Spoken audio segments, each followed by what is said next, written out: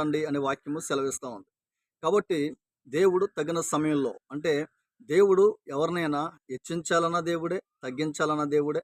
ఒక వాక్యం రాయబడి ఉంది విని బిడ్డలారా.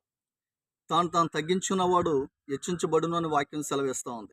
కానీ దేవుని వాక్యం ఏ విధంగా సెలవిస్తా ఉందంటే మనం ఎప్పుడు ఆహ్, త తగ్గించుకునే ఉండాలని వాక్యం సెలవిస్తా ఉంది. కానీ మనం ఏం చేస్తామంటే, నేను ఆ ఉద్యోగం చేస్తే బావుంటది. ఇలాగ ఈ ఉద్యోగం చేస్తే బావుంటది. లేక మంచి స్థితి నాకు ఇచ్చేస్తే బాగుంటది. సడన్‌గా నేను కోటీశ్వరుడు అయిపోతే బావుంటది అనుకుంటూ ఉంటారు. కానీ దేవుడు తగిన సమయంలో ఆయన మనం హెచ్చించాలంటే మన దీన మనస్సులై ఉండి తగ్గించుకొని ఉండాలి. ప్రతి విషయంలో తగ్గించుకుంటూ ఉండాలి.